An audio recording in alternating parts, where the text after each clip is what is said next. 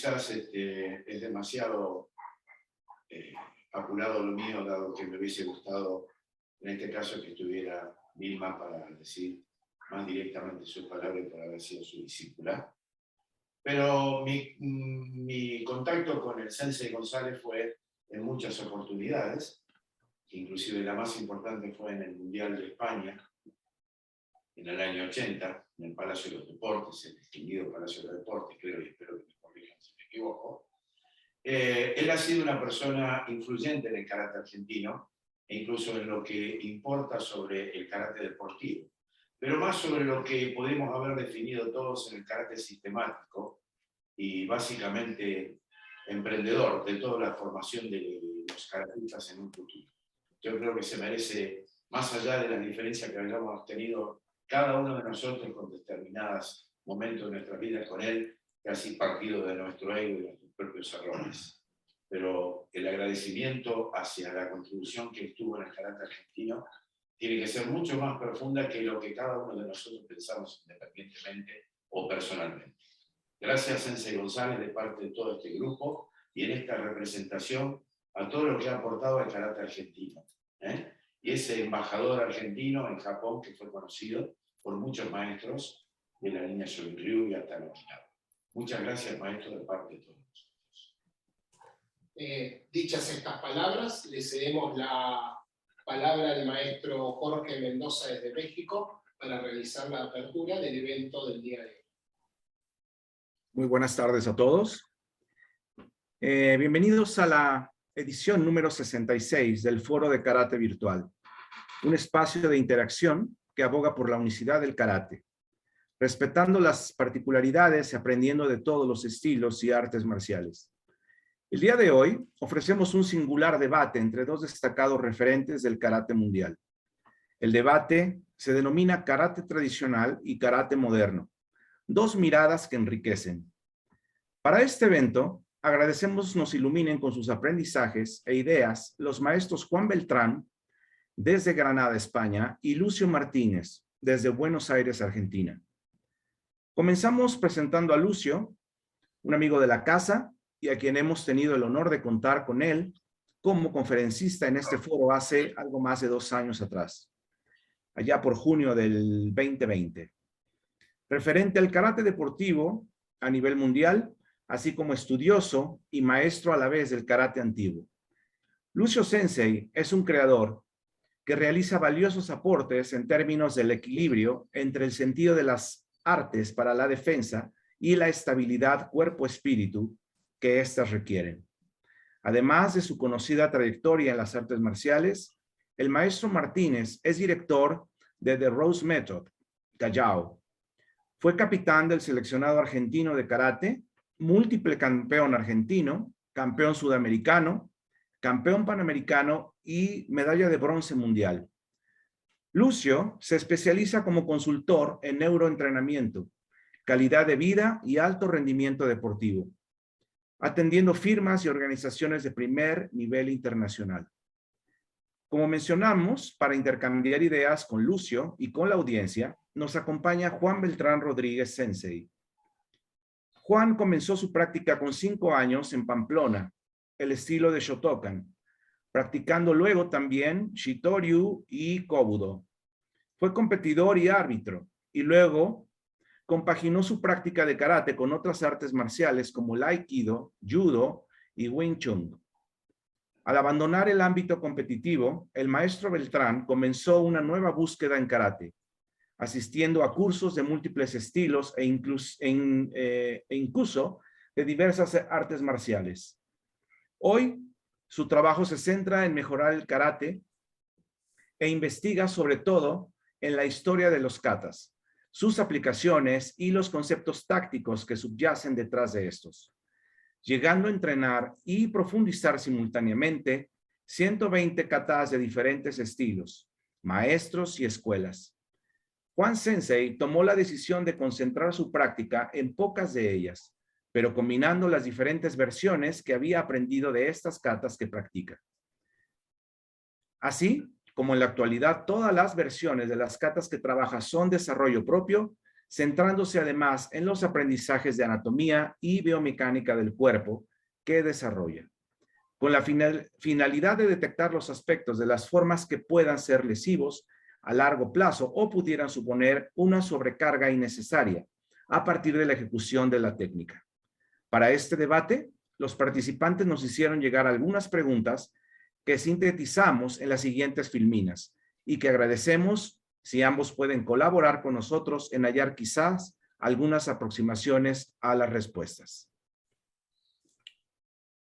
Muchas veces escuchamos que la disciplina con el tiempo fue denominada karate se originó en China y se desarrolló posteriormente en Okinawa.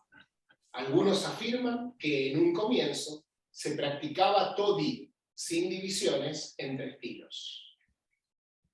Y mientras ciertas personas afirman que el karate tradicional lo practicaban los maestros antes de la sistematización, otros sostienen que el karate moderno se inicia con Itosu Sensei. También algunos indican que fue Funakoshi quien le dio origen a la modernidad al popularizar este arte en Tokio, pero también están los que consideran que lo moderno recién comienza a partir del desarrollo del karate deportivo. Y así, los invitamos a pensar juntos a partir de las siguientes preguntas. Hemos elaborado, a partir de los requerimientos del público, como decía el maestro Mendoza, 5 preguntas. Aquí va la primera. Invitamos a Lucio y a Juan, quien generosamente nos entregan su tiempo, a responder. ¿Qué diferencias hay, a vuestro entender, entre karate antiguo, karate tradicional, karate moderno y karate deportivo? ¿En qué momento histórico se podría ubicar el comienzo y consolidación de cada uno de ellos? Interesante. Interesante. Acá tenemos, desenvolver este tema es un tema aparte apasionante, pero no sé, Juan, vos qué pensás de esto, pero yo lo veo así como, imaginen un árbol, imaginen sus raíces, en sus raíces entra el Ti, el Todi, las diferentes influencias que fueron creando ese tronco que luego posteriormente llamamos de karate, y de allí las ramas que conocemos hoy como los diferentes estilos. Creo que hay diferencias y hay complementariedades entre todas ellas. No sé vos, Juan, cómo lo ves a esto. Sí, yo creo que son como cuatro fases de algo, ¿no? Para mí el karate antiguo, por seguir un poco el orden de la pregunta, sería un poco la generación de Matsumura, de Oyadomari. Además, un karate muy orientado solo prácticamente a la eficacia, porque al fin y al cabo eran guardaespaldas del rey, eran militares al fin y al cabo, ¿no? O eran samuráis de la época. Luego además hay una diferencia clara en la enseñanza. La enseñanza era totalmente personalizada. Si había que cambiar algo para que a la persona le funcionase, se le cambiaba y punto, no había discusión, ¿no? Y ya está. Luego, para mí el karate tradicional es lo que ahora llamaríamos karate de Okinawa, que yo lo iniciaría con Itosu, más o menos, ¿no? Con esa generación, ¿no? De gente, de Itosu, de Yabu, Hanashiro, esa gente, ¿no? Es algo que ya empieza a sistematizarse, aunque termina de sistematizarse años 60, años 70, y sobre todo ya empieza a tener un objetivo tanto de eficacia como físico, ya el de cultura física. Sigue con Mabuni, con Funakoshi, con Otsuka, con Shibana, con Naganime, toda esa generación, lo que hoy conocemos pues como karate de Okinawa, también el karate japonés, digamos, más ligado a una escuela, ¿no? De las diferentes tradiciones que tiene el karate al fin y al cabo. Voy a encender la luz, que no me veo ni yo. Así. Entonces eso, ¿no? Y ahí hay un cambio que es que la enseñanza es grupal. Ya la enseñanza ya no es individual, por lo tanto, al ser la enseñanza grupal, eso conlleva ciertas cosas, sobre todo una gran importancia de la técnica. Ya no es tan de la eficacia, sino ya es de la técnica. Porque, claro, si yo tengo 200 personas delante y tengo que ir uno por uno modificando sus aplicaciones, es un problema. Y luego la creación de las organizaciones. Luego tenemos ya el plano deportivo. El plano deportivo tenemos la suerte de que sabemos exactamente qué día empieza, que es el 28 de octubre de 1957, con la primera competición de JICA, ¿no? Se basa al fin y al cabo en una reglamentación que ha ido cambiando, pero bueno, es una reglamentación, por lo tanto, lo que diga el reglamento es lo que vale y punto. Y luego lo del karate moderno. A ver, aquí podríamos discutir mucho. Sí, Para mí el karate moderno empieza con Itosu. ¿Pero por qué? Porque es el primero que cambia de objetivo el karate, ¿no? Pasarlo desde una eficacia pura a una cultura física con eficacia. Y luego eso ya, que además lo mete en la escuela secundaria, o se lo mete en el plan educativo. Por lo tanto, se convierte en parte de la educación de un grupo de gente, de una sociedad. Pero es que esa forma de ver el karate se extiende luego en Japón y luego se ha extendido a través de Japón, se ha extendido a los demás. Entonces, al fin y al cabo, pues bueno, lo del karate moderno, pues bueno, yo creo que empieza ahí, terminaría en la gran modernidad, entre comillas, de los McDojos estadounidenses, seguramente, ¿no? Pero yo creo que es ese camino, ¿no? Desde el inicio hasta el extremo del todo, que sería pues lo que ahora se ve viendo, que a veces nos echamos las manos a la cabeza. Totalmente de acuerdo, Juan. Y acá vos rescataste algo que me parece muy interesante y que para mí produjo un impacto enorme en lo que conocemos hoy como karate, que es cuando se rompe esa tradición maestro-discípulo, esa cosa más sincretista, esa cosa de menos gente, y de pronto, con esa patada inicial de Itosu hacia lo educativo, se abre de alguna manera a la masividad. Y ahí empiezan los grandes cambios que producen la masividad, ¿no? Ya sabemos que la pérdida de calidad, la pérdida de personalización dentro de la enseñanza, y esa personalización, como bien decía Juan, yo estoy totalmente de acuerdo con lo que vos estás diciendo, le da el condimento de cada quien a esa técnica. Se adapta a cada quien. Porque hoy tenemos un karate fat food, un karate de botellas de Coca-Cola, todas iguales, en las cuales se pierde la personalidad del individuo. Y entonces su camino de autoconocimiento se ve de alguna forma maniatado o cercenado, y por lo tanto su conocimiento del karate y su profundización sobre la materia va a ser limitada a esas estructuras, a esas cárceles. No sé cómo lo ve Juan a esto. No, totalmente de acuerdo. O sea, hay un hecho fundamental, y es que la estandarización del karate y la globalización del karate, sobre todo a partir de las organizaciones, JICA, Shitokai, IOGKF, bla, bla, bla, lo que genera es una falta de a ver, ¿cómo lo digo? Un querer ser como otro, ser como el maestro tal, como el no sé qué. Entonces, ¿qué pasa? Que al final no hay esa individualización que había, ¿por qué hay tantas versiones de Kusanku, de Goju Shijo, de Pasai, de cualquier kata?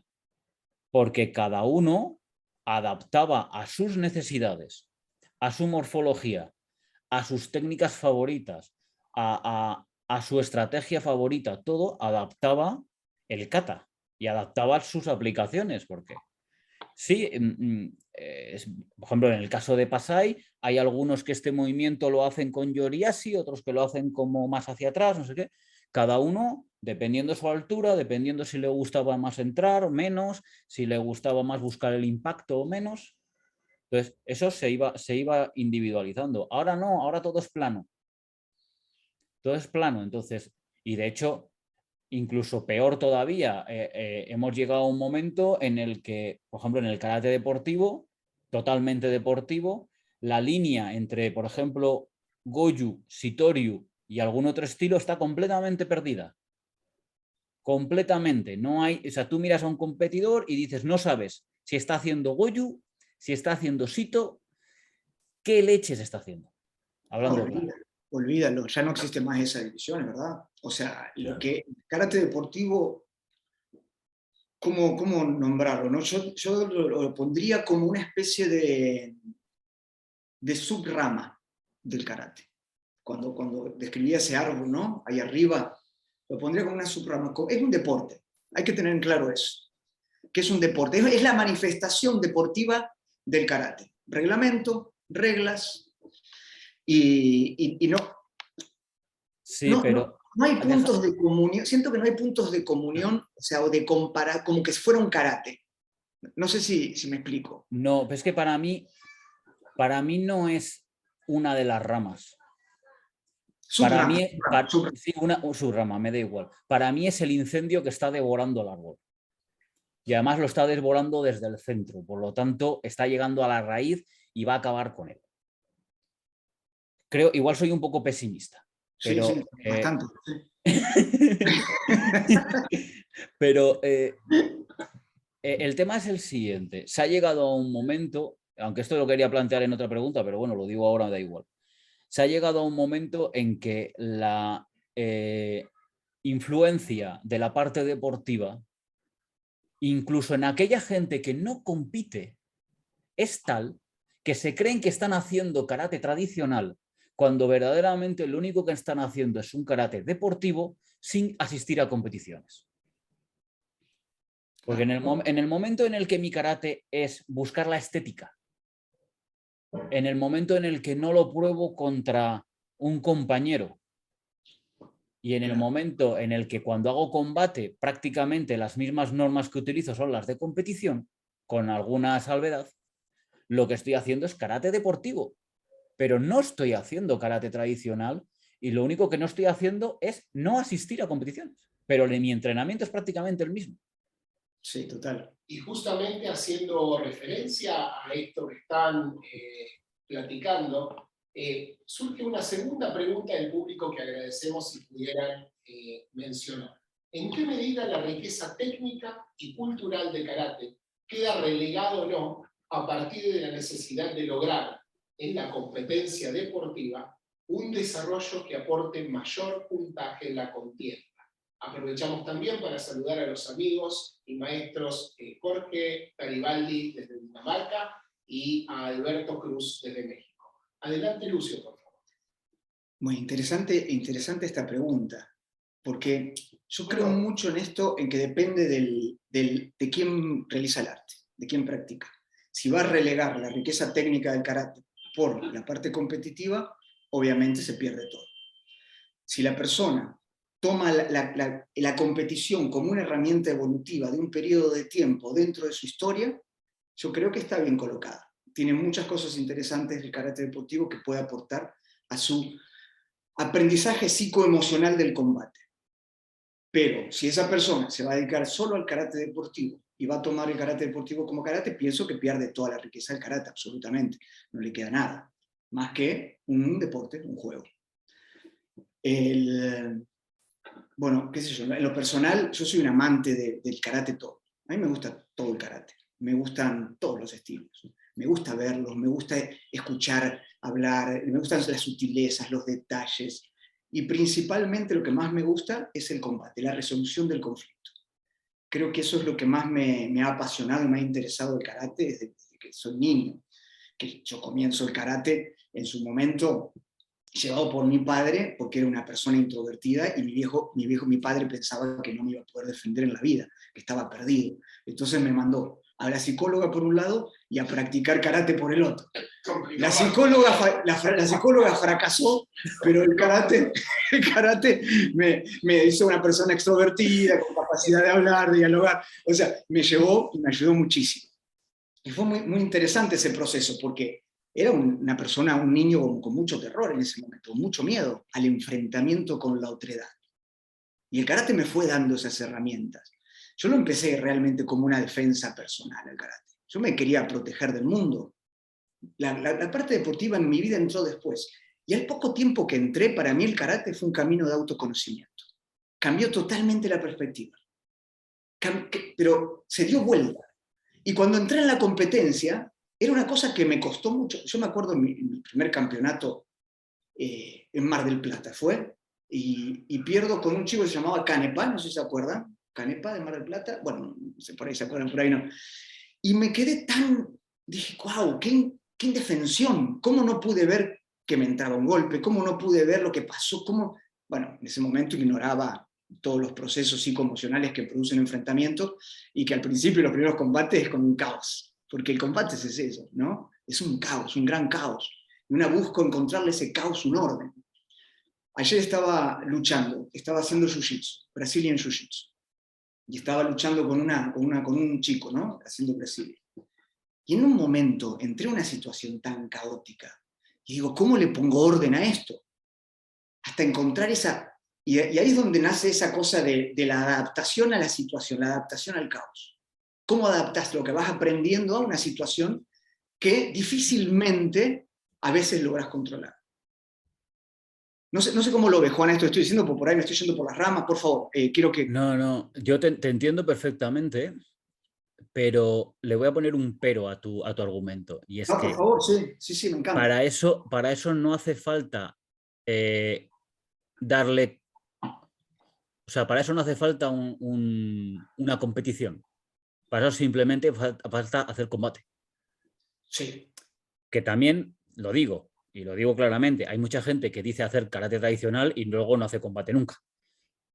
Sí, ¿Vale? es verdad. Y hay ciertas cosas que por mucho que queramos y por mucho que digamos, solo se van a poder aprender haciendo combate. Y estando en una situación de estrés, ya sea con reglas o sin reglas, pero estando en una situación de estrés muy grande. Y eso al final se genera en un combate. Pero yo hay una cosa y me gustaría centrarme en cómo la excesiva deportivización, no sé si existe esa palabra, pero creo que se me entiende, Sí, se entiende. del karate, lo que nos ha traído. Lo primero que yo al menos lo que he visto en mi ámbito, yo he tenido gente cerca de árbitro incluso nacional, de competición nacional, y España precisamente no es manca en ese sentido, ¿no? Aquí un campeonato de Andalucía tiene el mismo nivel que un campeonato de Europa en algunas categorías. Y uno de Madrid ya ni digamos. Yo lo que veo es que han dejado de ser karatecas para ser atletas. Y además atletas totalmente especializados en lo suyo. Ya no hay competidores como, por ejemplo, en mi época y seguramente en la tuya, en la que todos competíamos en todo. Competíamos en kata, competíamos en kumite, competíamos en el open, todos competíamos por equipos como fuese. Entonces, ahora ya hay una ultra especialización, tanto que yo he visto competidores de kumite que nunca hacen ni Kihon, ni kata, ni bunkai, nada, solo hacen kumite. Hace unos meses hubo una chica de la selección española que en sus redes sociales subió un vídeo siguiendo a Sandra Sánchez haciendo un kata. No voy a decir el nombre por respeto, pero no habría aprobado el examen de cinturón marrón de ninguna escuela de karate. Y se supone que está representando a España en combate, ¿no?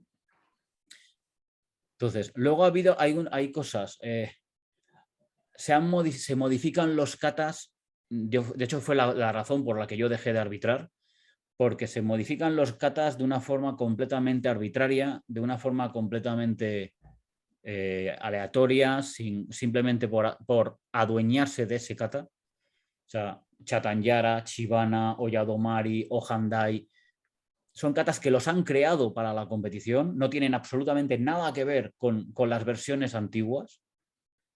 Y lo peor de todo es que, claro, como nosotros vemos a Shimizu, a no sé quién, a no sé cuánto, haciendo de repente Chibana Kusanku, todo el mundo empieza a copiarla y de repente Chibana Kusanku se convierte en eso. No, joder, si es que te vas a los libros de Toyama, te vas a no sé qué y ves que es otra cosa, que no tiene nada que ver. O sea, o te cogen un kata, como ahora están haciendo con Sansai, de Densei Ryu, los pseudo convierten a Shotokan y lo destrozan. Entonces, también yo considero que ahí hay un error de la Federación Mundial muy grande, ¿no? Pero bueno, eso es otro debate. Aparte de que creo fehacientemente, y lo creo con todo mi corazón, de que se deberían crear katas exclusivos para la competición y olvidarse de los katas de escuela. Punto. Entonces, pero eso es eso. O sea, ¿qué pasa? Que como, sobre todo en el tema de kata, el kumite al fin y al cabo es adaptarse a una normativa. La normativa es la que es un juego. No busca un combate, no busca una pelea real, es un juego y eso hay que tenerlo claro. Y estoy completamente de acuerdo con eso, porque yo no quiero competidores sonados, yo no quiero daños cerebrales, yo no quiero derrames, yo no quiero caos. Yo quiero que sea un juego, porque al final eso es seguro para el competidor. ¿Vale? Interesante esto que plantean, y en este sentido, el maestro Gerardo tendría una consulta. Adelante, Gerardo, por favor. Sí, a mí me interesaría saber, más que nada, si realmente todo este curso de las disciplinas que queremos nosotros pretender exponer acá, sea lo que sea, pero más lo que nos expone a nosotros es el karate, si realmente no ha tomado una globalización como sigue la humanidad. Yo creo que todas estas tienen el resultado, más que nada, efectivista sobre el dinero. En el caso del karate deportivo, creo que el dinero es fundamental, porque las federaciones no siguen más que el dinero, es lo que yo puedo observar. Y el resultado sobre aquellos tipos poderosos que influyen sobre una faz que tenemos la obligación, aquellos que nos gusta, porque la pasión todavía nos mueve, aunque podamos vivir de karate dignamente, porque he escuchado decir muchas veces que aquel que vive de karate vive indignamente. Yo creo que no. Hay gente que vende lo que vende con mucha pasión, mucho amor, mucho desvelo por las noches y ha dejado, sin que conozca la historia, mucho de su vida personal en pro de esto. Y hoy está viviendo una panacea, una situación de bonanza, pero porque ha luchado mucho y le ha llegado el momento que tenía que recoger lo que sembraba.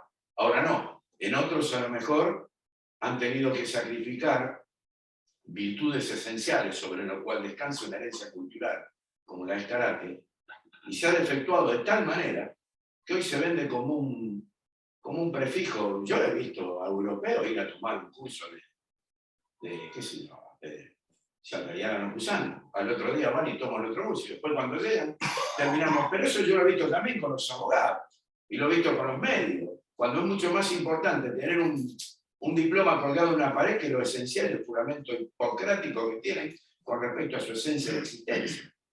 Pero eso existe en la naturaleza humana. Es nuestra obligación, creo, y lo planteo acá para que salgan otras opiniones de muchas prestigiosas personas que nos están acompañando hoy y que pueden clarificar cuál es el camino a seguir para defender esta herencia cultural. Yo creo que Japón tiene un gran problema y que cuando sacó esto de Japón no sabía que lo iban a devolver. Y hoy mismo no saben qué están comprando. Si ellos mismos están equivocados. Si les voy a decir algo. En el año 1926, en el Shimbun de Okinawa, se planteaban ellos mismos qué era karate. Porque en ese momento estaban conviviendo tres disciplinas. La disciplina del Todori, o el To, o el Ki, o el Todi, llámenlo como quieran. El Kenpo okinawense, el Sorinji Kenpo okinawense, y lo que aparecía como una nueva inquietud, que era lo que planteaba el emperador sobre una faz política y que era el Budó, que no estaba expresado como Budó. Pero estaban conviviendo en un mismo lugar y espacio. Ahora bien, venía alguien y le pegaban en la espalda y le pegaban por la nuca atrás y ese tipo, ¿cómo definía? ¿Un golpe de Budó, un golpe de karate? Yo creo que nosotros como personas que nos gusta disfrutar el karate de una manera profunda, emocionalmente, que nos mueve los 5 sentidos y nos hace crear otro más que es la percepción. Tenemos la obligación cultural de definir esto y discernir sobre lo que queremos para un futuro. Más allá de, porque el otro va a seguir existiendo, como en un momento me acuerdo que mi papá me decía, yo le estoy lindo a la heladera Siam, todavía la tengo y la sigo usando. O aquellos tipos que fueron exitosos seguidores de Chevrolet, pero aparecen un montón de autos ahora que son mucho más rentables. Karate no está exento de eso. Yo creo que, bueno, lo expongo acá como para que aparezca a lo mejor alguien que la tenga más clara que yo, porque a mí me tiene re confundido. Y en línea con lo que plantea Gerardo, hay una pregunta justamente del público que serviría de disparador. Desde ya los invitamos a que puedan participar con vuestras preguntas y comentarios. Y esta pregunta dice: ¿cómo distinguir nuestro propio aporte cultural al karate de la tradición japonesa que heredamos? ¿Cómo lo podemos distinguir, estimados? ¿Qué piensan? Y yo creo que el aporte cultural se lo da cada persona que practica karate por el simple hecho de practicarlo y ser quien es, con su bagaje. Creo que el karate ahora es una herencia de la humanidad, ya no más una herencia de un lugar que se ha extendido a todo el planeta, y que cada persona va colocándole su impronta, y esa impronta va aportándole. Y eso es un poco lo que decía recién Gerardo. Las cosas se mueven como un río. Cuando el agua se estanca, se hace un charco y el agua se pudre. Y está teniendo sus movimientos. El karate va a seguir moviéndose constantemente, constantemente. Y vuelvo a rescatar un poco la persona en este sentido, ¿no? Para que no se... No quiero usar la palabra de turpe o de forma, pero sí para que las cosas tengan una claridad, ¿no?, de lo que se está enseñando. Depende mucho de quién lo enseñe y cómo lo enseñe. De no perder por ahí esa estructura del karate como su objetivo original, la verdad, que pienso yo que debe haber sido la defensa personal, la forma de subsistencia del ser humano, y es más antiguo que el karate, esto viene de antaño, ¿no? Esto desde que el hombre está en la tierra, desde que el hombre se tiene que proteger de las bestias salvajes y de otros hombres sobre todo, ya ahí nació un arte de defensa, ¿no? Hoy hablamos de estas técnicas, pero esto es tan antiguo como el hombre. Y para mantener esa esencia, creo que hay que tenerla muy clara, todo el tiempo. Tenerla muy clara y tomar de esas cosas las cosas que... Yo no voy a decir que consideramos que son mejores, aunque sea esa nuestra herramienta, solamente llegar a considerar que es mejor para uno. Pero muchas de estas cosas, como recién decía Juan, se aplican en la realidad de la cosa en sí. Como bien decía, el karate deportivo es un juego, y los aportes del karate deportivo pasan por sutilezas que pueden después ser llevadas a un combate real, ¿no? Pero si no practicas ese combate real, esas sutilezas nunca van a llegar ahí. En el momento que yo comencé, lo que me interesaba mucho era la sensación psicoemocional de la situación de combate. Pues saben que el cerebro no identifica una situación real de algo ficticio, por más que sea un juego. Entonces, lo que produce emocionalmente y mentalmente tiene una similitud con un enfrentamiento. Pero no obstante, faltan un montón de cosas. A mí me pasó, por ejemplo, que, yo me acuerdo, fue Miguel Sánchez que me dice, picás como un mosquito. Entonces me dice, tenés que fortalecer la pegada. Y empecé a trabajar la pegada. Y un día empecé a boxear. Empecé a boxear, y cuando hago el primer encuentro tenía 16 años, de guantes, me pegaron una paliza y ya era cinturón marrón de karate. Y había ganado algunas medallas. Y ahí es donde dije, acá está faltando alguna cosa rara. Entonces, ahí me di cuenta que el combate era una cosa mucho más compleja, y que tenés que saber eso, entender eso, para poder aplicar esas cosas. Si no hay una aplicación dentro de lo que se haga, kata, bunkai, lo que sea, que te empuje un poquito a esa situación, es muy difícil que llegues a comprender el karate como una defensa. A mí me pasó una cosa muy interesante. Yo hice una formación en sistemas israelíes, y me di cuenta que los sistemas israelíes tenían bunkai mucho más realistas que nosotros, por lejos, en situaciones más complejas. Y dijo, wow, interesante. Y mirá, pero ¿y esto lo puedo encontrar en este kata? Wow. Y creaban situaciones de estrés violentas para que vos puedas resolver situación de estrés violenta. Yo me acuerdo mucho de esos ejercicios. Porque son inherentes a la naturaleza humana. Claro, son inherentes a la naturaleza humana. Entonces, plantear un karate desde ese lugar es un karate inteligente, pero bueno, si esto, cada sensei o quien enseña karate no lo puede ver y se centran en un micromundo, se pierde la gran riqueza del karate, que es gigante. Es un océano, y son gotitas las cosas que hay por ahí dando vueltas. No sé, Juan, ya me extendí demasiado, por favor. No te preocupes. ¿Alguno otro que Yo hay una cosa que quiero dejar clara desde el principio. Creo que ya lo he dicho antes. No somos japoneses. Y por lo tanto, cada uno tenemos nuestras experiencias, cada uno tenemos nuestras inquietudes, nuestras afirmaciones, nuestro inquietud, ¿cómo se dice? Nuestro eso político, nuestra visión política, si somos más religiosos, menos, o sea, todo condiciona. Y luego, por supuesto, también va a condicionar el enfoque que le demos a nuestra práctica, por supuesto. Entonces, no podemos separar. Para mí, al menos yo en mi caso particular, yo no creo haber recibido una gran cantidad de influencia japonesa, de la cultura japonesa, no. Algo de vocabulario, sí, una parte del karate, pero verdaderamente cuando yo he aprendido a ciertas cosas de la cultura japonesa ha sido más en los últimos años, pero por una mía propia investigación personal de ciertos términos que dices, en karate se utilizan, pero luego resulta que tienen en la vida real, tienen otras acepciones y otras visiones que siempre en Japón hay que aprender que son mucho más profundas de lo que estamos acostumbrados en el lenguaje, sobre todo en el español, ¿no? Que es como muy directo y como muy específico. Entonces, no se puede separar lo que somos de lo que enseñamos. Pero sí que creo que hay que dejar claro cuando algo es una evolución propia o viene condicionado por nuestra propia, lo que tú decías, idiosincrasia. Oye, yo esto no lo enseño porque, mira, yo soy ultracatólico y pienso que estas técnicas son pecado, yo qué sé. He dicho una barbaridad, ¿vale? Pero quiero que se me entienda. Entonces, igual no es el mejor ejemplo, pero bueno, lo que quiero decir es, a ver, o por ejemplo, bueno, sí que hay una anécdota personal. Yo vi a una persona con una gran carga religiosa no querer saludar en Seiza porque decía que eso era saludar como en el Islam, por ejemplo, ¿no?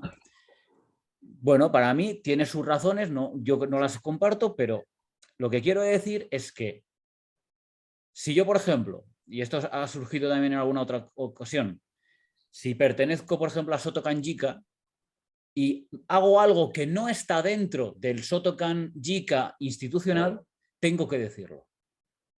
Y decir, esto es mío o esto viene de aquí. Porque, por ejemplo, alguien de Shotokan que de repente enseñe Aoyagi o enseñe Yuroku o enseñe un kata de maestro Mabuni o de no sé qué, y diga, no, es que esto no es Shotokan, es esto. Y viene de aquí, lo he aprendido de aquí.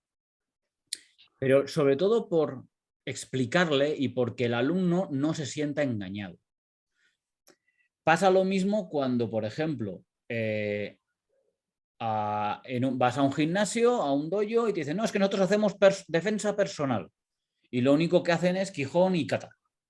No, perdona, eso no es defensa personal. O sea, creo que hay que dejar claro, y es la única forma, la verdadera forma que tenemos de distinguirnos, es dejar claro lo que hacemos.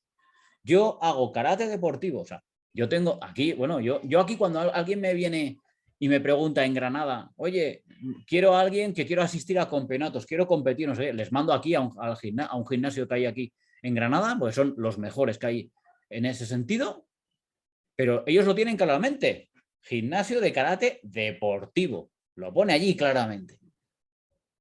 Entonces, eso es lo que creo que hay que dejar claro.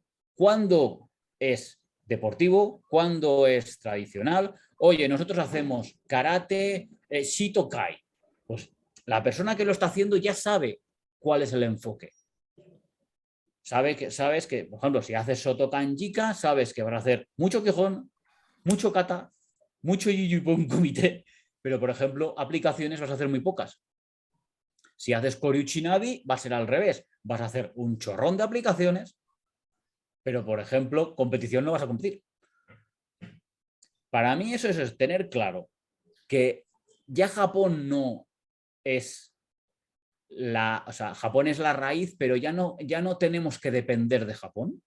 Creo que hay a nivel internacional maestros occidentales que pueden aportar mucho más incluso que la mayoría de los japoneses, porque la mayoría de los japoneses están institucionalizados. O sea, dependen a su organización, le tienen que rendir cuentas a su organización y no se salen un milímetro porque el japonés es cuadriculado. Ellos lo ven así y todo lo que sea salirse de eso está mal. Por lo tanto, para mí al menos es ser sincero con la persona que nos viene y decir, mira, yo hago karate deportivo. Y entonces te vas a pasar la vida haciendo saltitos e intentando ganar medallas. ¿Te interesa? Bien. ¿No te interesa? Pues también. Pero sobre todo dejándolo claro. Y ya te digo, y nos tenemos que quitar la carga de los japoneses. La carga entre comillas, entiéndase. Y aquí que están hablando acerca de educación, de formación, también hay una cuarta pregunta del público y quedaría una más, por lo cual ya los vamos invitando a que realicen las propias y participen activamente en este debate. La cuarta y penúltima pregunta es la siguiente. ¿Hasta qué punto, Lucio y Juan, estamos fundando nuestra propia tradición de karate cuando lo implementamos como sistema educativo? Qué pregunta esa, ¿eh? La verdad que no sabría darte una respuesta concreta en relación a eso. Porque como dijimos antes, como seres humanos únicos, indivisibles, colocamos nuestra impronta y generamos una influencia o una movida en algo, pero de ahí a crear nuestra propia, no creo, por lo menos yo no me siento que soy de esas personas que está creando un propio estilo o una propia estructura, para nada, pero sí que colaboro en un grupo, en una masa crítica en cuanto al movimiento y la dirección del karate y su historia, ¿no? De alguna manera, en este momento específico de mi existencia, como máximo. No sé vos, Juan, cómo sentís esta pregunta, pero... Yo cuando oigo hablar de sistema educativo pienso, es que ya se ha hecho y se lleva haciendo 100 años. Para mí el primero que lo hace es Itosu, que es lo que decíamos antes. Itosu rompe con el karate de Matsumura, de Oyadomari, crea una estructura a través de los Pinan y a través de ciertos katas para meterlo en el sistema educativo. Es cierto con unos objetivos más militares, de cara al futuro y demás, pero al fin y al cabo lo que crea es una forma de educación en cultura física. Eso luego se lleva a Japón y sobre todo a través de la figura de Funakoshi, que para mí creo que es primordial. Además, teniendo en cuenta que el principal maestro de Funakoshi es Asato. Asato tampoco era un guerrero. Sí que lo era, pero sobre todo porque sí, manejaba equitación, manejaba karate, manejaba armas, pero era calígrafo, tenía muchos temas de filosofía, entonces eso también influye mucho en la forma de ver el karate de Funakoshi. Además, Funakoshi era maestro. O sea, no le interesaba formar guerreros, le interesaba formar personas. Por eso la idea del do, la idea del niyo, si miramos los 20 preceptos de Funakoshi, salvo uno o dos que son técnicos, el resto son todos de comportamiento. O sea, es así de claro. Entonces, la influencia es clara, ¿no? de lo que se buscaba en aquella época. Entonces, para mí, esa es la idea del sistema educativo. Luego ya lo podemos hacer a través de unos estilos, de otros, a través de una mayor carga en un sentido u otro. A ver, yo conozco gente que hace un karate muy tradicional y prefiero no acercarme a ellos, hablando claro, porque lo que están enseñando moralmente y cívicamente no es lo correcto para una sociedad como la actual. Y en cambio gente que hace deportivo que sí lo hace, que le dan la importancia que tiene y son capaces a través de su actividad de generar personas como el otro día hoy en otro podcast de karate, con un karate socialmente útil. Que no sea solamente pegar, romper brazos y no sé qué. Para mí eso es lo sencillo. O sea, para mí enseñarle a una persona a pegar es que no me hace falta ni que haga kata, ni que haga Kihon, ni que haga nada. Yo le pongo delante de un saco, le digo, venga, dale, dale, dale, dale. Y que aprenda a pegar. Pero ya incluso en los tipos de Sakugawa ya había un dojo-kun. Y uno de los primeros aspectos que dice que es reprimir la violencia y autocontrol y no sé qué, todas esas cosas. ¿Pero por qué? Porque el karate tiene que aportarle a la sociedad algo, no solo defensa personal. No tiene sentido que dediquemos nuestras vidas. Aquí hay gente que lleva más de 50 años haciendo karate seguramente, o esté cerca de los 50 años, toda una vida. ¿Y qué seguimos? ¿Pensando en romper brazos? ¿En pegarle al otro? No tiene sentido, para mí al menos, no tiene sentido. Voy a decir una frase que la dijo Juan Bis, que algunos de aquí habrán oído hablar de él, es un maestro muy importante en España, es uno de los pioneros del karate, que él decía que no somos guerreros, somos profesionales de la enseñanza de karate. O sea, nosotros no buscamos, los guerreros son los militares, son la policía, los antidisturbios, los paracaidistas. Nosotros hemos cogido una parte que es del karate y la transmitimos lo mejor posible. Pero a mí no me vale de nada que un niño aprenda a luxar un brazo si luego se lo va a luxar al más débil de la clase. Total. Entonces, para mí eso es lo que tiene que ver cuando yo oigo sistema educativo, para generar un karate, y esto se le ha cogido a Luis Muñoz la frase, socialmente útil. O sea, así de claro, no buscar la funcionalidad por encima de todo, sino que haya algo más que ofrecerle a la gente. Que si no, para eso hacemos Krav Maga o hacemos Muay Thai. Interesante esto, Juan. Interesante esto que traes, porque yo coincido que el karate puede traer esos valores y fortalecerlos mucho, esos valores comportamentales, como decía, estas soft skills, generar mejores personas para la sociedad, que hoy estamos en condiciones, ya sea por la evolución de la humanidad, de conectar el karate con eso de una forma mucho más profesional, por así decirlo. Sí, totalmente. De hecho, siempre estoy como discutiendo mucho, porque hoy en día se acepta a cualquier persona que practique cualquier cosa. Vos vas a una escuela de MMA y aceptan a cualquier persona sin hacerles un estudio psicológico siquiera, si esa persona es apta para aprender técnicas que pueden quitarle la vida a alguien, incluso por un mal golpe. Entonces se ha perdido ese filtro, ¿no? Hoy más que nunca juega un papel preponderante el aspecto comportamental, esta ética filosófica que tenemos o que se ha ido armando a través del tiempo, ¿no? Que vayas a saber desde qué influencias, ¿no? Ya sea shintoísmo, budismo, lo que sea, que ha llegado hasta nuestros días y se ha conformado en lo que hoy conocemos. Sí, hay una anécdota. Sakumoto estuvo un año trabajando prácticamente de criado, según cuenta, al menos él en uno de sus libros, de Nakaima, y haciéndole un poco como asistente antes de que consiguiera que le enseñase el primer kata. O sea, Hayashi, por ejemplo, también con Nakaima, estuvo durante un montón de tiempo detrás de él para poder aprender. O sea, hay una frase que a mí antes me chocaba, no la entendía. Me decían, el karate es para todos, pero no es para todos. O sea, todo el mundo puede aprender karate, pero llegar a una profundidad de lo que es el karate o de sentir el karate con profundidad, mucha gente no es capaz de hacerlo. Se quedan en una superficie y para mí creo que hay mucho más. No, es que, ya te digo, a mí no me interesa enseñarle a una persona a pegar, o sea, creo que va a ser más útil el karate en un trabajo a largo plazo que no en una situación de defensa personal que igual nos vamos a poder ver una o dos veces en la vida. Que evidentemente hay que resolverla, por supuesto, y a ser posible a nuestro favor.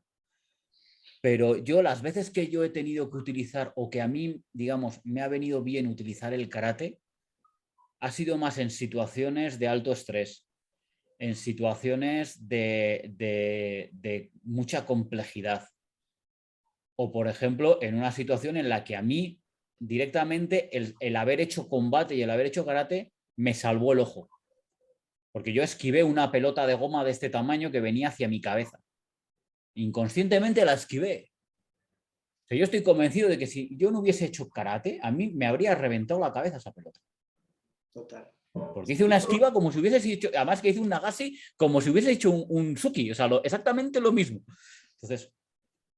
Interesante, Juan. Si me permites, Lucio, también, aquí hay un comentario y ya abrimos entonces a debate del público, que puedan participar y opinar, sería una alegría para nosotros. Aprovechamos para saludar también a los maestros Damián Moyano y Lulú de Rosario.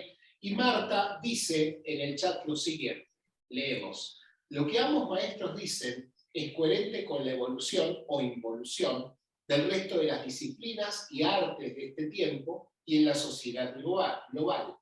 La pregunta sería a ambos maestros: ejemplos. Si importa más la técnica que el camino del conocimiento y el éxito deportivo sobre el triunfo en el combate, que el trabajo sobre la evolución personal y de la disciplina. ¿Qué pregunta? Yo ni lo dudo en contestar, la evolución personal, ni lo dudo, ni lo dudo. De hecho, todo lo que, por lo menos en lo personal, que he hecho en mi vida fue por la evolución personal. Nunca tuve el espíritu de destruir al otro, sino de aprender del otro.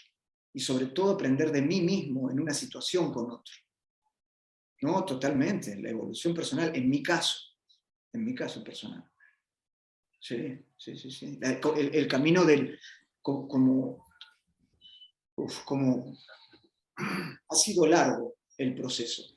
Cuando estaba en la competencia, lo que me interesaba mucho era poder superar los obstáculos. Era como un ejercicio de superar obstáculos. Todavía lo sigo utilizando, por eso es que comienzo a practicar, sigo haciendo combates. Si bien no estoy haciendo combates de karate ahora, estoy haciendo combates más de jiu-jitsu, de MMA, lo estoy haciendo como una cuestión de autosuperación. No lo hago como una cuestión de quiero solamente aprender a pelear, como la pelea en sí. La sabiduría ante todo en mi vida, la sabiduría ante todo. El poder dejar en este mundo un ejemplo coherente. Un ejemplo coherente. Sí, Marta, un poco eso. Yo en este tipo de preguntas me gusta remitirme a los clásicos, ¿no? Los 20 preceptos de Funakoshi.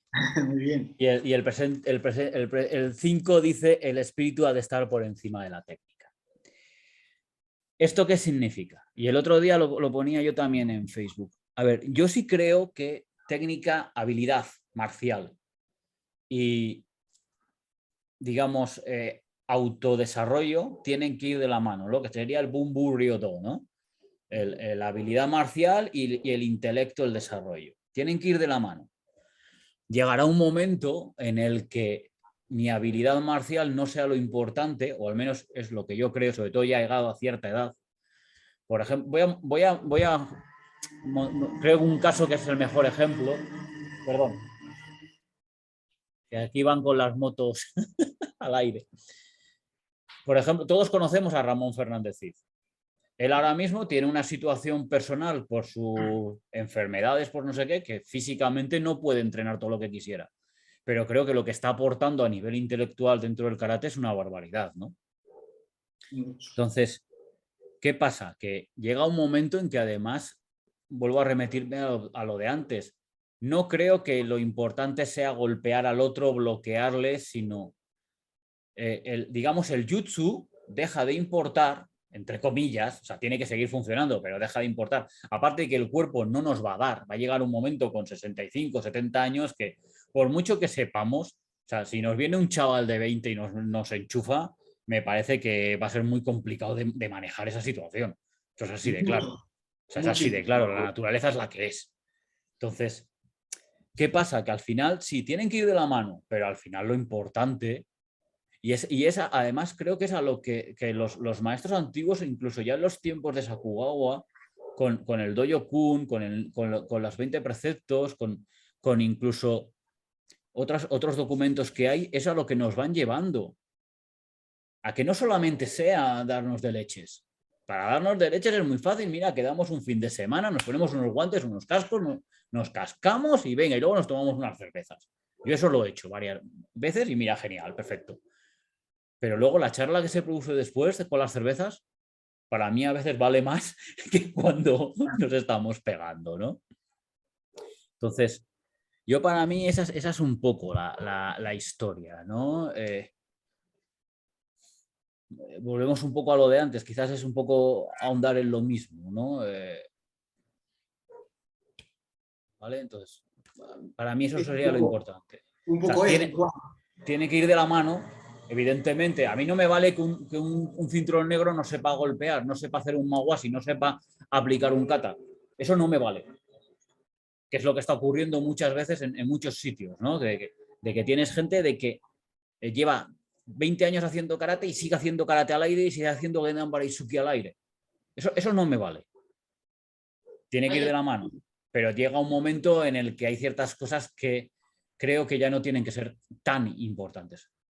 Total. Perdón haberte cortado, Entonces, Lucio. el público, una última pregunta, y ya ahora requerimos la participación de todos en la conversación para que se vuelva más rica y más poderosa. Esta última pregunta, y nos hemos quedado sin es, ¿se podría decir que una nueva tradición se estaría forjando a partir de la práctica del karate deportivo? ¿Cómo lo ven ustedes, Lucio y Juan? Oh, interesante pregunta. Yo creo que no se va a formar una tradición del karate deportivo. Así indirectamente lo digo. No va a haber forma. Para mí el karate deportivo, vuelvo a repetir, es un río que va a estar en constante cambio, adaptación, y que va a quedar así, como karate deportivo. Y que va a tener cada vez más forma de deporte. Y más estando en las Olimpiadas, ni hablar. Deporte, puro. Y que espero que tengamos la madurez en un futuro de tomarlo como eso, como un anexo del karate. Le voy a dedicar al karate deportivo porque me gusta la competencia, me gusta superarme a través de esas herramientas, etc. Y que no perdamos la estructura, la base que tenemos de toda la riqueza cultural que hemos recibido, ¿no? del karate. Por eso no creo que se termine de conformar como una tradición, más allá de que hay clubes de karate que exclusivamente aprenden karate deportivo y se hace karate deportivo. Y que, totalmente válido. Totalmente válido. Pero no creo que lleguen a eso. No sé, Juan, vos qué pensás. Yo soy más radical, rotundamente no.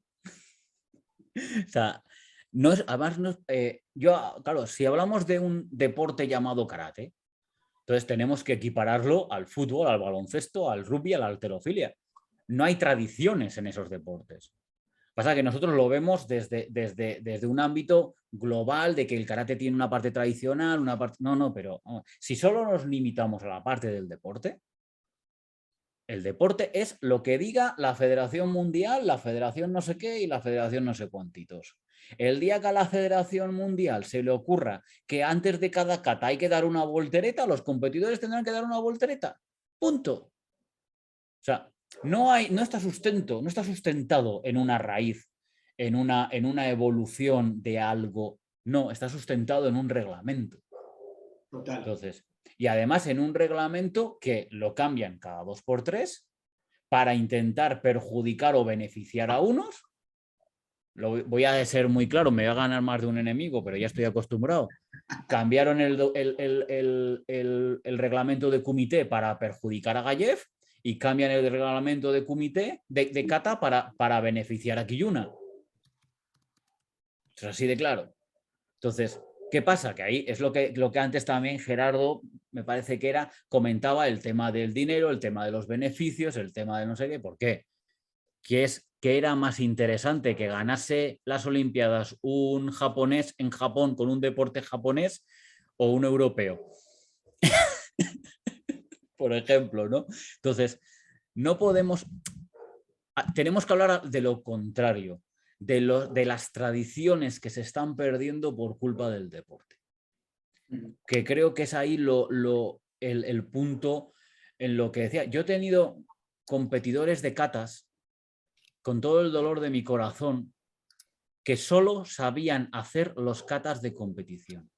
O sea, gente de Sitoryu que hacía Suparimpei, Chatanyara, Anan, y no sabía hacer los Pinan, no sabía hacer Pasai.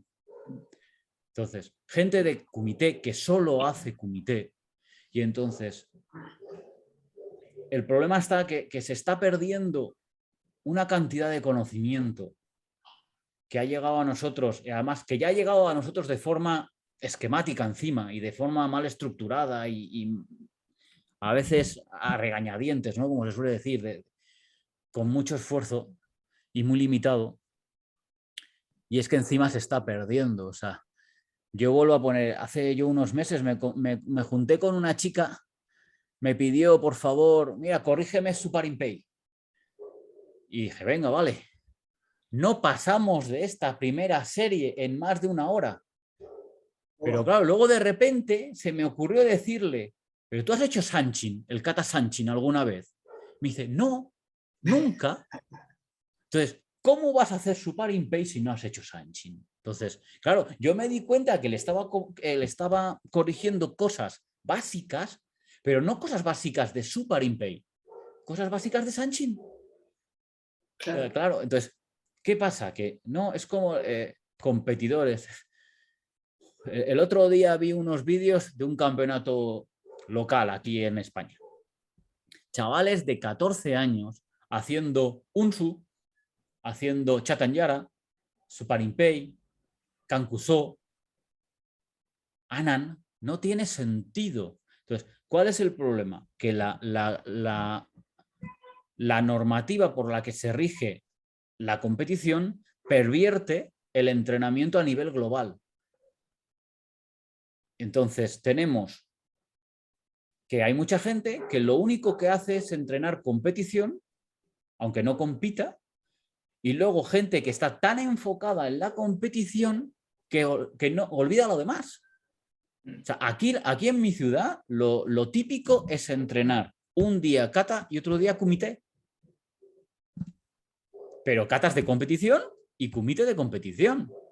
No les digas que te apliquen, no les digas que se defiendan, bueno, ya no les digas que instalen un makiwara, ya eso no voy ni a entrar, porque vamos, ¿entiendes? Es que ese es el rollo, que lo que está haciendo es al revés, está pervirtiendo las tradiciones que ya existen. Incluso ahora mismo lo hemos visto en Okinawa hace, ¿cuánto? ¿15, 20 días? ¿Qué cosa? El campeonato ese mundial que ha habido en Okinawa, y veías los katas de los jóvenes y eran katas de la WKF prácticamente. Sí. Sí, haciendo wechi, haciendo sorin, pero las mismas pausas, las mismas excentricidades, eran katas de la WKF haciendo sorin o wechi. Ya está. Sí. Tengo una pregunta y voy a aprovechar aquí, puedo hacer una pregunta, sí. Porque a mí me ocurrió algo muy particular, que es que para volver a comprender ese núcleo del karate o aproximarme a esa raíz, tuve que salirme de la estructura del karate y absorber cosas desde afuera, las cuales lo hago desde muy chico, la verdad, de forma instintiva antiguamente y de forma consciente actualmente, ¿no? Como otras artes que empezaron a devolverme una visión mucho más rica en relación a todas las posibilidades técnicas humanas. No sé si les ocurre a ustedes lo mismo. No sé, Juan, si atravesás esa misma circunstancia. Yo lo primero que tuve que hacer fue salirme del ámbito federativo. Todo lo que era arbitraje, competición, organización y demás, desecharlo. Empezar a mirar en otras artes marciales, porque por desgracia las aplicaciones que a mí me llegaban para darle sentido a lo que yo quería, que era el kata, a veces me eran tan ridículas que no. Entonces me fui al aikido, me fui al jiu-jitsu, me fui al judo, al Wing Chun, a donde hubiese algo que me enseñase. Ahora me estoy yendo con Alberto, que lo tenemos aquí, a la grulla blanca, me estoy yendo al Tai Chi de la línea de Kenji Tokitsu, a donde haga falta para aprender. Y me estoy yendo a la anatomía, me estoy yendo a la biomecánica, me estoy yendo al trabajo de la, ¿cómo se dice? Del tema deportivo, ¿no? De cómo se trabaja la fuerza, cómo se trabaja la potencia, cómo se trabaja todo eso. Claro. Pero ¿por qué? Porque lo que nos ha llegado es muy limitado.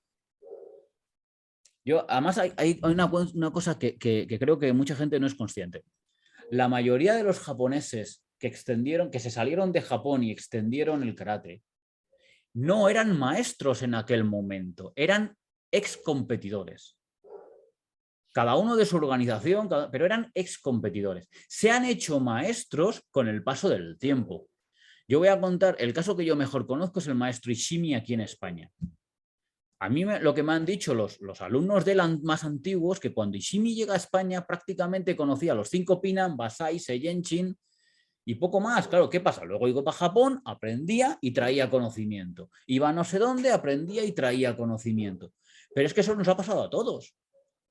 Tu karate, Lucio, el mío, el de Jorge Garibaldi, el de Alberto, el de cualquiera de los aquí presentes, de hace 30 años no tiene nada que ver con el que hacemos ahora, ni la profundidad que lo movemos con lo que hacemos ahora. Así de claro. Al respecto, Juan, aquí hay un comentario de Gerardo y luego le damos la palabra a Jorge Mendoza de México y luego a Franco Recouso de Argentina. Adelante, Gerardo, por favor. Mira, eso que está comentando Juan, yo creo que es común para todos los países del mundo en donde los japoneses salieron en una determinada época y en unas circunstancias universitarias muy parecidas. Ahora bien, la sociedad japonesa tiene un problema gravísimo, que lo ha exportado, así como dije eso, y que es lo que los japoneses llaman el tatemae o el hone. Donde nadie se puede dar la mano en la calle, donde no se pueden dar un beso, donde no se pueden tocar, y donde muchas cosas que en Occidente convivimos asiduamente y las disfrutamos de una manera mucho más profunda, se las estamos devolviendo y las están empezando a tomar hasta en el propio idioma, como decir cargo o decir hamburguero. Ahora bien, eso también es lo que hemos tomado y que en algún momento ha sido nuestro propio despropósito en la práctica de nuestra disciplina. Yo creo que lo fundamental que existe en esto, y lo he hablado con Jorge, con Parra, con todos los que están acá, en un determinado momento no hay que tener ningún miedo, porque tenemos suficiente capacidad moral, y cuando hablo moral hablo de una unificación entre la lógica de nuestra práctica y la moral de nuestros actos, para crear e inventar sistemas que no van en contra de la forma japonesa, no hablo de eso, pero sí la forma que transmitimos. Eso es lo que nos importa. Muchas gracias, Gerardo. Le damos la palabra al maestro Jorge Mendoza de México. Luego vendrán Franco Recouso de Argentina y Jorge Garibaldi desde Dinamarca. Adelante, Jorge, por favor. Sí, muchas gracias. Quiero hacerles una pregunta a los expositores de hoy. Si somos honestos, si realmente nos ponemos frente a un espejo y nos preguntamos y nos decimos si realmente el karate está contemplado para, como fue creado en un origen, no sé si me puedo explicar. A ver, yo siento que a veces no somos honestos con nosotros mismos y utilizamos términos y utilizamos lo que dijo un maestro y utilizamos preceptos cuando nos conviene contestar alguna pregunta. Y otras veces no.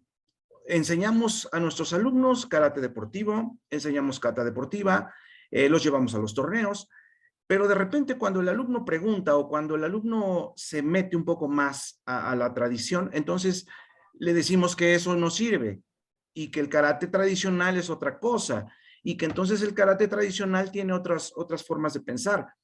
Yo siento que tenemos que ser un poco honestos y hablo en primera persona, porque yo me he preguntado mucho tiempo, caray, el tiempo que tengo haciendo karate me ha llevado a concluir que en primera no es un arte de combate. No funciona para combatir con otra persona a largo tiempo. Si tienes suerte y si estás entrenado, quizá podrás poner fin a un problema en la calle, si no te equivocas y si el otro no sabe algo. Pero para combatir largo tiempo, creo que karate no funciona. Y eso, lo que referiste hace rato, Lucio, que practicaste boxeo, me pasó algo muy parecido a ti. Yo hace un año antes de la pandemia me tuve que meter a un gimnasio y daban clases de boxeo atrás. Dije, bueno, voy a probar. Nunca me ha gustado el boxeo, pero voy a probar. Y me pasó lo mismo que a ti. Me pusieron una paliza. Y ahora entiendo y digo, caray, ¿dónde está mi karate? ¿Dónde está lo que, según yo había aprendido, lo que yo había practicado tantos años? No me funciona. ¿Por qué? Porque son conceptos diferentes. El karate no fue creado para combatir ni para hacer una escena de 3 minutos o 10 o lo que sea. Si bien nos va, podemos sorprender al otro en un momento dado, ¿no? Yo siento, me gusta mucho lo que he escuchado de ambos. Estoy de acuerdo en muchas cosas con lo que los dos dijeron, pero sí tenemos que ser, híjole, más honestos, ¿no? Y decidir si el karate que vamos a enseñar es solamente una forma de motivación, de superación personal, de respeto, de aprender algunos valores bien interesantes que no todos los deportes tienen y que en karate aplica muy bien. Es súper aplicable para enseñar en los colegios a los niños desde el preschool, es genial la enseñanza de karate. Yo apoyo esa forma, pero Muchas gracias. no es... Y le damos la palabra a Franco Recouso. Adelante, por favor. Juan quiere hacer una acotación, perdón. Quería hacer un pequeño... Eso. A ver, lo primero es lo que... A ver, hay que ser brutalmente honestos con nosotros mismos y con nuestros alumnos. Eso es así de claro, brutalmente honestos. A mí hace unos años me vino una chica que decía que quería competir. Pero yo llevo 10 años apartado de la competición o más. Yo le dije claramente, vete a otro sitio. Vete aquí, que es donde vas a enseñarte a competir. ¿Vale? Eso es así. Y luego has comentado otra cosa, pero se me ha ido el hilo. Perdón. Sí. ¿Qué has dicho? Ah, lo del tema. Vamos a ver. Lucio seguramente me dé la razón, ya que él ha hecho también otras cosas de defensa personal. En los ámbitos de defensa personal se dice que cualquier acción que dure más de 5 segundos ya está tardando demasiado tiempo. Sí. Entonces, ¿qué pasa? Si analizamos las aplicaciones de los katas de karate, son expeditivas. Viene un golpe, golpeo, pum, pum, pum, pum, y se acabó la situación. No son para enredarse en un combate. El enredarse en un combate viene marcado por la normativa de competición. Pero si analizamos el kata, viene el ataque y yo lo resuelvo inmediatamente, Ike Nikatsu. No en un solo golpe, sino en una sola acción, que puede ser varios golpes, golpear, proyectar, estrangular, pero en el momento en el que viene, por ejemplo, un puño, ya es pam, pam, pam, pam, pam, pam, pam, pum, se acabó. No hay, o sea, para mí, un poco al hilo, el Ike Nikatsu no significa matar de un solo golpe, sino en el que yo no le doy opción a que el otro responda. Para mí esa es la clave de las aplicaciones de karate. Que yo no le doy opción a que el otro responda. Eso es clave lo que decís, Juan, en un combate. Yo peso 63 kilos, 64 kilos, y siempre me apasionó encontrar la vuelta de cómo combatir con personas mucho más pesadas y más grandes que yo. Y siempre le digo, incluso le digo hoy a mi sensei de Jiu-Jitsu, le digo, yo soy un arma de un solo tiro. Yo no puedo fallar de entrada. Si yo fallo de entrada, soné. Y eso refleja un poco esto que estás diciendo, que es verdad, nosotros tenemos 5 segundos, 7 segundos, ¡tum! Ahí tenemos que tratar de solucionar el conflicto. Y mismo cuando uno crece con la edad y cuando ya no tiene esa potencia de la juventud, tiene que pensar más que nunca en esos 5 segundos. Tienen que estar ahí. Ahí está la velocidad. Esa es la velocidad. Por lo menos en mis experiencias concretas, fueron esos 5 segundos, fue eso. Muchas gracias. Franco. Adelante, Franco, por favor. Y luego nuestro amigo Jorge Garibaldi. Bueno, yo, como el sensei Mendoza, quería hacer también una pregunta, y es, ¿cómo ven ustedes, si bien ya se ve un poquito por encima, pero más profundamente, cómo ven ustedes la aplicación del combate deportivo, podemos decir en los inicios, o como primeras etapas, para luego llevarlo a el combate más completo, digamos, incluso a una situación de defensa personal? Es decir, ¿lo ven como algo que puede ser el inicio de un aprendizaje para al fin llegar a eso? ¿O directamente lo ven como una vía separada y que no te va a beneficiar en nada? Porque en mi experiencia personal, yo como el sensei Lucio también ya dejé de competir, y también estoy centrado en hacer algo de combate agarrado, algo de combate de sparring con técnica de más contacto pleno, cosas que no he hecho durante la etapa, digamos, de cuando era más joven, porque me especialicé mucho en combate deportivo de karate. Y ahí me di cuenta que, si bien veo que obviamente me faltan todas esas cosas que el karate deportivo no me dio, también me dio una especie de background de muchas cosas que luego me sirvieron muchísimo, me están sirviendo mucho para complementar lo que ahora estoy haciendo, como la noción de la distancia, la velocidad, el timing, incluso la potencia, no de mis golpes, sino de mis desplazamientos. Entonces, en mi opinión personal, en una cierta etapa puede llegar a servir para después poder derivarlo a otras cosas, hacia un combate más completo, incluso a la enseñanza más concreta de defensa personal, que es, digamos, el objetivo primario, primigenio de lo que se cree este arte marcial. ¿Me dejas que cuente una anécdota? En uno de los últimos campeonatos de España al que yo asistí, a la noche, el sábado a la noche, resulta que coincidimos en el mismo restaurante con un grupo y uno de ellos estaba celebrando que había quedado campeón de España de kumite ese mismo día, ¿vale? Esa misma tarde había quedado campeón de España. Tuvo la torpeza de meterse en una pelea, hizo así, marcó un hipón perfecto, el otro le metió un bofetón, ¡pum! Y yo creo que todavía está dando vueltas por la luna. O sea, vamos a ver. Es cierto lo que tú dices, Franco, que hay ciertos aspectos que son asimilables, ¿no? Pero creo que eso es más fácil de cara a que nuestro destino sea la eficiencia, trabajar desde las aplicaciones de los katas, desde el Yakusoku Kumite, que no desde el karate deportivo, desde el combate deportivo. ¿Por qué? Porque el combate deportivo también nos va a dar muchas malas costumbres. En cuanto a forma de entrar, en cuanto a distribuciones de peso, en cuanto a desarrollo de la potencia, que están, claro, son, al fin y al cabo, tú te tienes que adaptar a una normativa y a una forma de hacer combate en un determinado momento, ¿no? Y a unas técnicas y demás.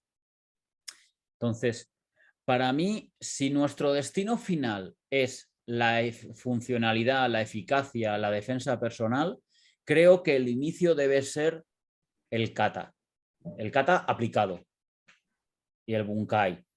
¿Cómo? A través primero de Yakusoku Kumite, de trabajos preestablecidos. Primero, karate contra karate, ¿no? Contra Suki, contra Maigeri, contra lo que sea, en una primera instancia. Luego ya contra los actos habituales de violencia física, ¿no? Los famosos 36 actos que verdaderamente son más, que dice McCarthy, pero verdaderamente son más. Y luego ya aplicarlo libremente contra un compañero que también quiera ganar, que ya ofrezca resistencia, ¿no?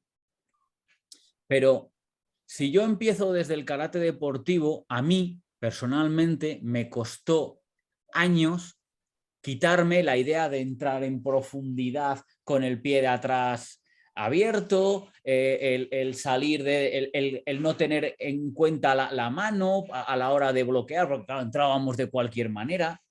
Entonces, para mí creo que el karate deportivo, si nuestro destino es la defensa personal, que creo que es lo que tú has preguntado, da más malas costumbres que buenas. Evidentemente el trabajo de la esquiva, pero todo eso, el trabajo de esquiva, de sincronización, el trabajo de angulación, todo eso lo podemos aprender con la vía con la que está diseñada, que es el trabajo aplicativo de los katas y del Yakusoku Kumite. Muchas gracias a ambos. ¿Querías hacer algún comentario, Lucio? Adelante. No, nada, de contestarle a Fran un poco esa pregunta que hizo recién. Todo tiene que ver para mí con la planificación que uno tenga, con el objetivo, como decía Juan. O sea, si el objetivo es una defensa que se acerque lo más posible a la realidad o a la posibilidad de defendernos, hay que saber colocarlo muy bien al karate deportivo para sacarle las virtudes y que no se te peguen las cosas no tan positivas que tiene.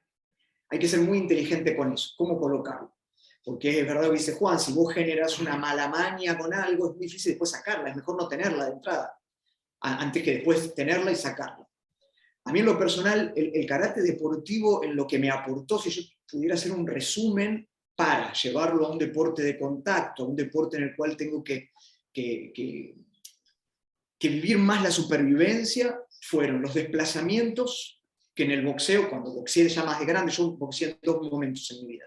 En la segunda vez que boxeé ya hice espectáculos, ya subía a competir. La segunda vez fueron los desplazamientos, fueron las esquivas, obviamente, fueron las defensas, aunque parezca mentira, los bloqueos me ayudaron mucho en el boxeo, muchísimo, sobre todo, ¿saben a qué?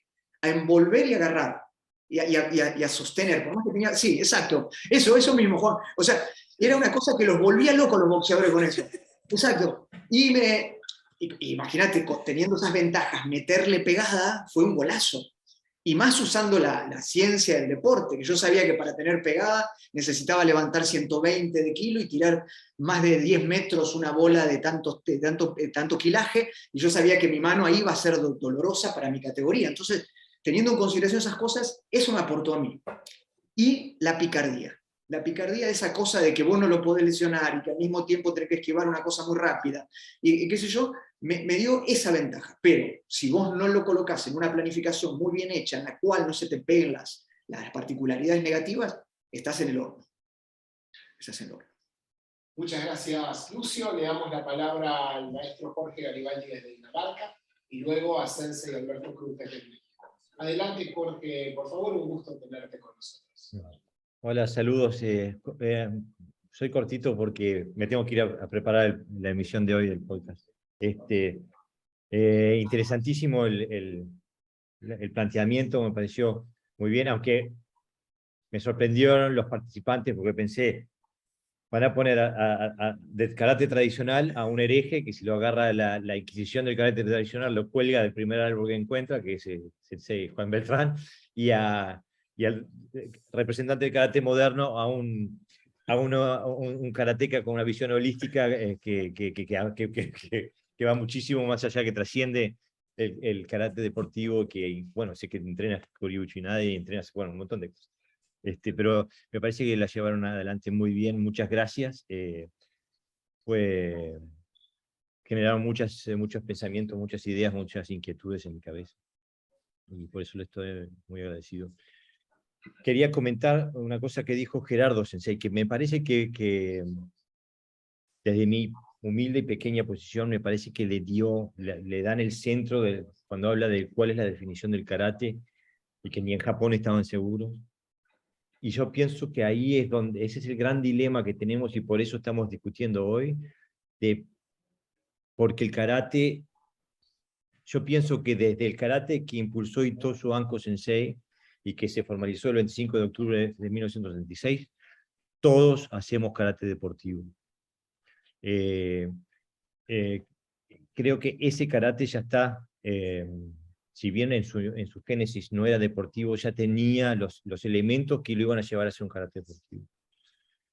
Y por eso pienso que hoy el karate moderno tiene tres grandes vertientes: el deportivo, que es un paradigma de exposición; el filosófico, que es un paradigma de formación, como hablaba Jorge Sensei de Perú; y bueno, y después hay otra vertiente, la del Kyoryu Uchinadi, que intenta volver a algo previo. Y me parece la pregunta que sí que les tengo para hacer es,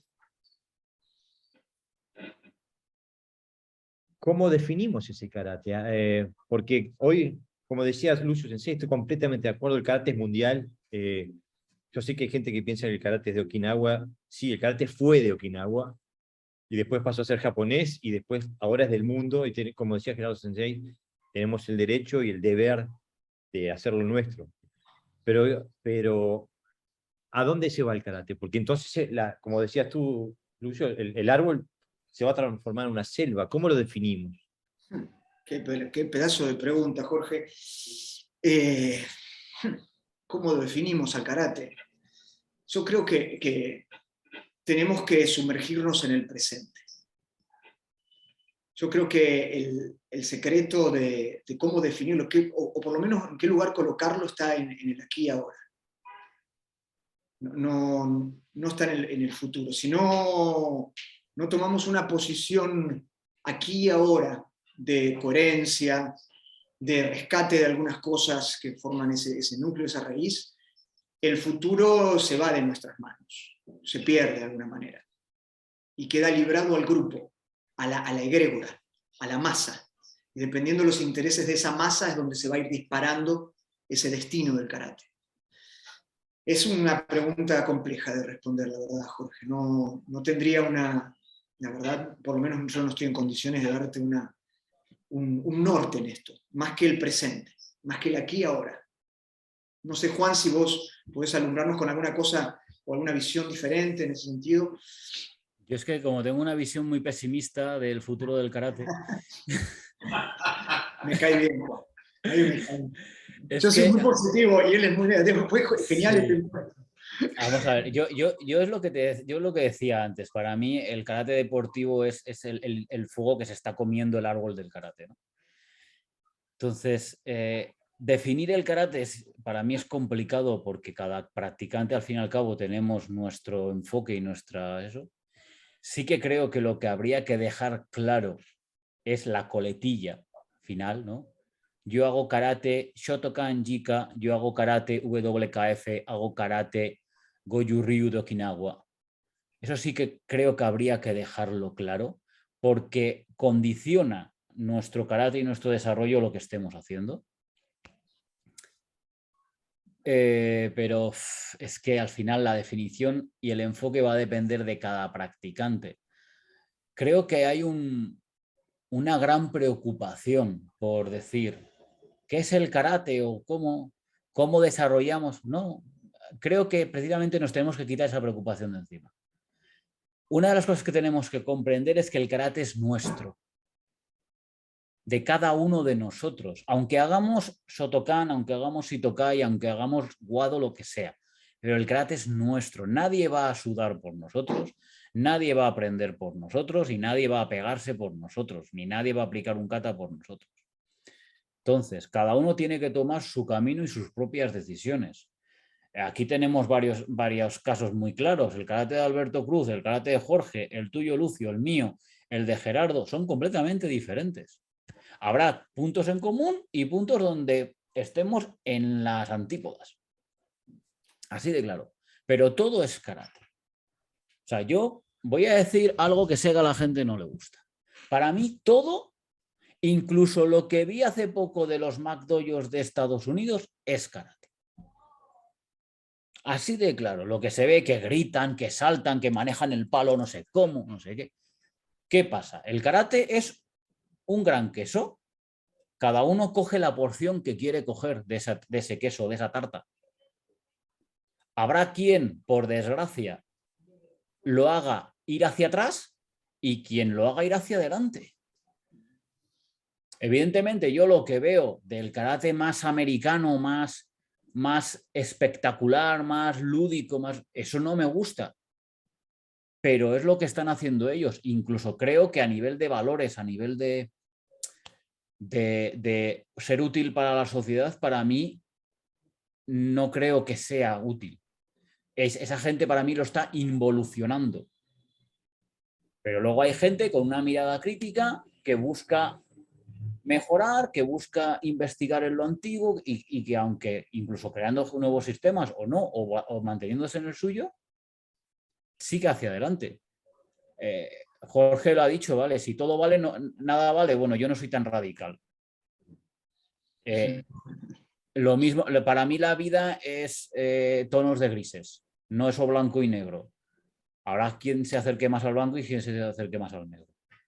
Muchas gracias, Juan. Y para cerrar esta hermosa reunión del día de hoy, en la cual estamos con amigos y aprendemos, nos enriquecemos mutuamente, damos la palabra al maestro Alberto Cruz de México. Adelante, Alberto, por favor.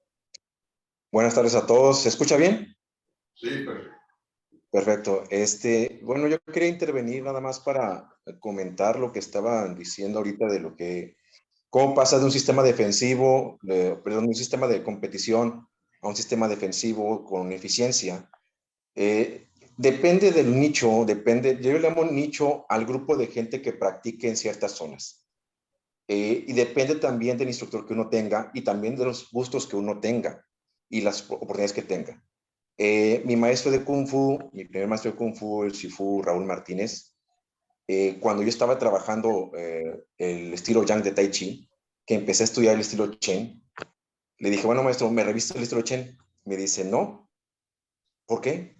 Pues porque yo no sé. Tú lo practicaste solo. Revísatelo tú solo. Digo, no, es que necesito que me revisen. Dice, ¿por qué? ¿Quién tiene que autorizarte que lo que estás haciendo es correcto? ¿Quién? Digo, un maestro. Dice, un maestro es un ser humano como tú, que también practicó como tú, que también avanzó como tú. Ya tienes 4 años haciendo el estilo Chen. Ya está bien así, déjalo y sigue practicando. ¿Por qué te preocupas tanto? Porque otras personas te midan. Otra anécdota semejante. Yo empecé desafortunadamente, le comentaba al maestro Garibaldi que está presente aquí, que en donde yo vivía el conflicto humano era continuo, la necesidad de defensa era muy importante. A los 5 o 6 años empezaron los pleitos callejeros. La gente más grande, los adolescentes de 16, 19 años de aquel entonces, nos agarraban chiquitillos y nos hacían enfrentarnos y usar piedras, palos, tierra, todo lo que fuera posible, porque les interesaba tener a un miembro más de la pandilla entrenado. Entonces aprendí las mañas, aprendí las formas de las peleas callejeras. Y tuve muchos enfrentamientos callejeros a esas edades, entre lo que fue los 6 años hasta los 12.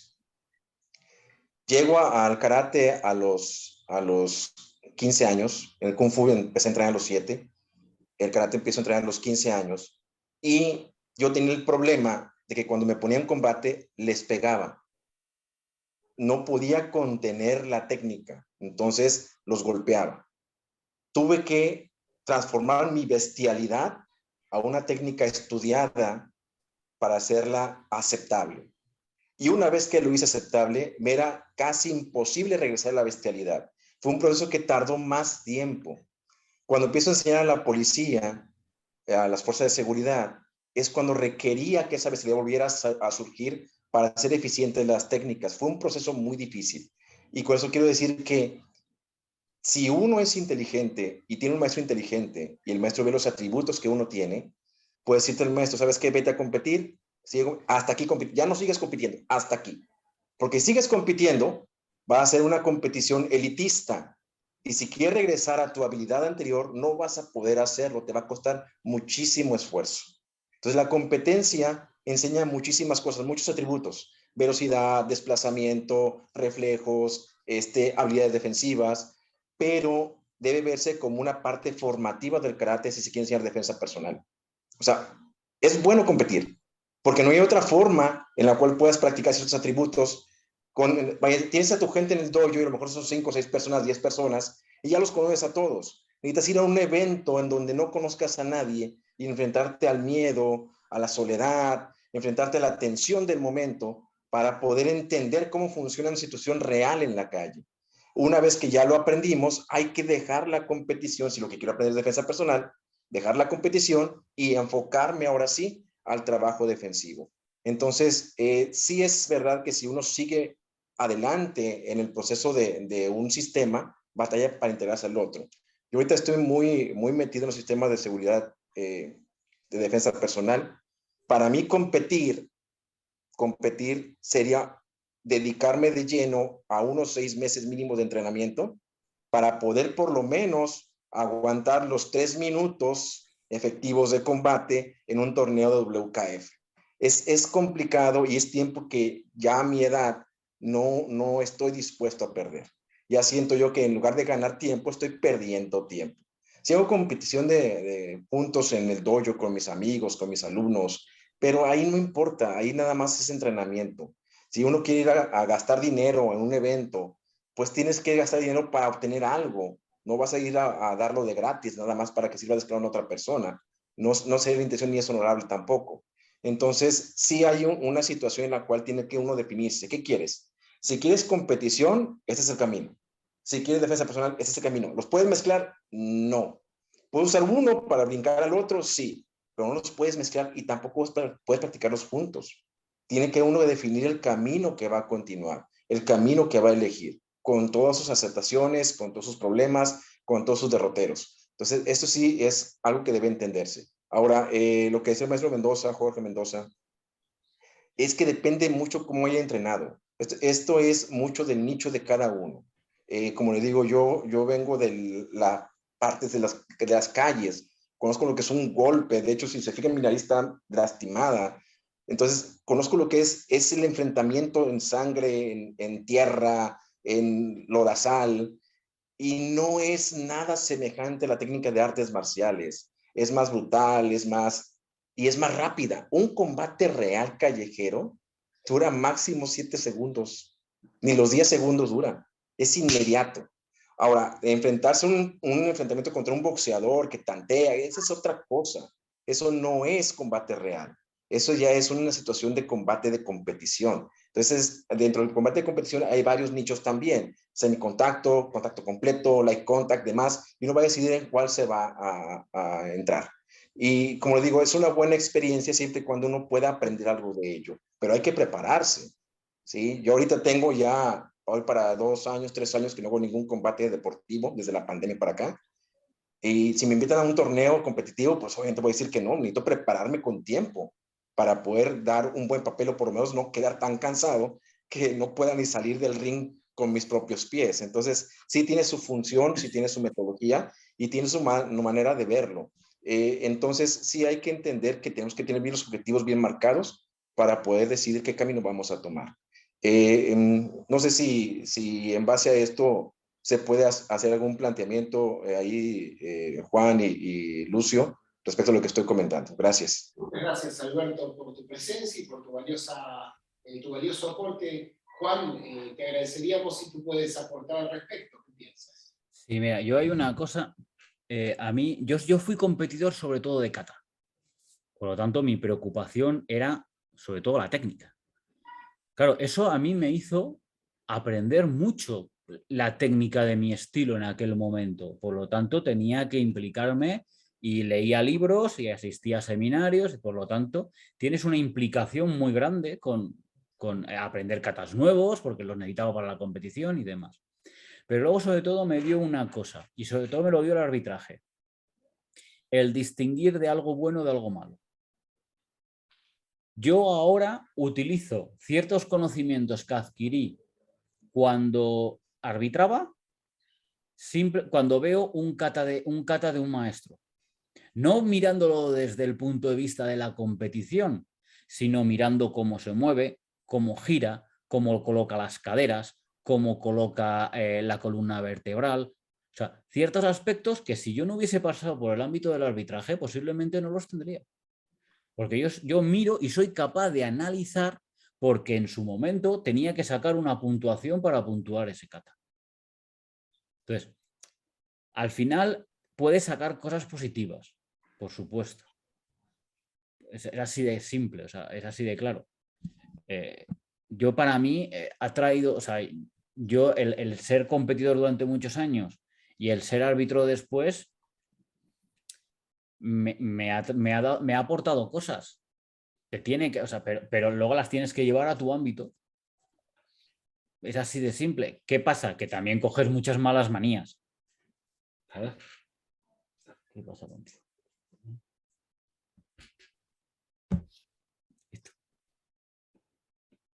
Alberto, muy, muy de acuerdo con lo que decías en relación al combate. El combate dura muy poco tiempo en esos ámbitos más reales y lo que hablábamos antes, ¿no? De esos 7 segundos en los cuales tenés que tratar de resolver la cosa, salvo excepciones, debo reconocer que hay excepciones. Yo en una época hice un relevamiento de datos de todos los conocidos que tenían que eran grandes peleadores callejeros. Entonces se les hacía preguntas como, por ejemplo, qué los motivaba a pelear, qué sentían en el momento de la pelea.